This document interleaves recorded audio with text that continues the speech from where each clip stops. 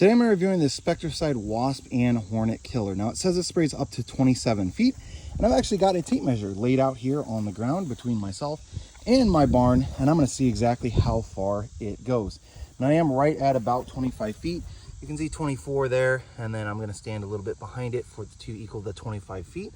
And we're going to see if it actually shoots far enough to go to the barn. Now, once you take off the cap, this is what it's going to look like underneath. So you do need to shake it well before using, just like any of these other Wasp and Hornet sprays. So I shook this as much as possible till nothing else was moving, just to make sure I get an accurate test on it.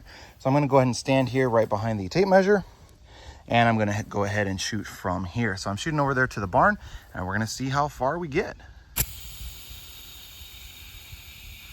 As you can see, it is definitely not hitting the barn. And let's see exactly what we ended up at. You can kind of see this. You can see the white color in the grass. The furthest the spray went, you can see some white there on the tape measure. So the furthest as the spray went was about 5.5 feet short of 25.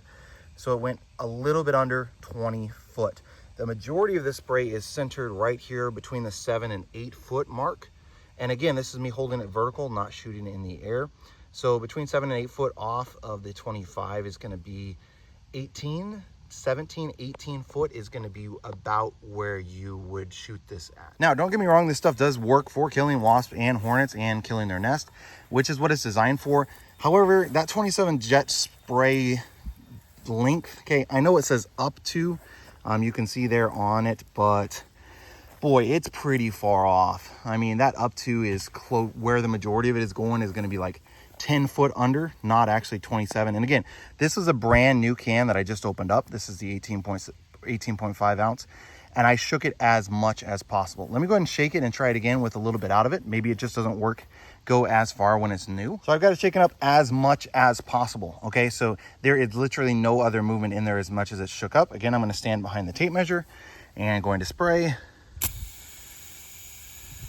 Yeah, and we're still not getting close. You can see where the white is ending up at, not even close to that 25 foot mark. Let's go ahead and see where we ended at with this spray. And again, this one actually was shorter than when it was brand new. So we're between, the majority of it, I'm gonna say is between 8 and 9 foot. You can kind of see that there on the tape measure. So 8 and 9 foot short of the 25. So you're talking 16 to 17. So as you use it, it's actually going down, not up. So I don't know how they got the 27 foot jet spray on this. Maybe they tested it in certain circumstances or something like that. Not exactly sure. However, I am not able to recreate that at all, even with a brand new one. You're gonna be lucky if you can get 20 foot. The most I was able to get was between 18 and 19 foot. And that's when it's brand new, and then it's gonna go down from there. So just an important test.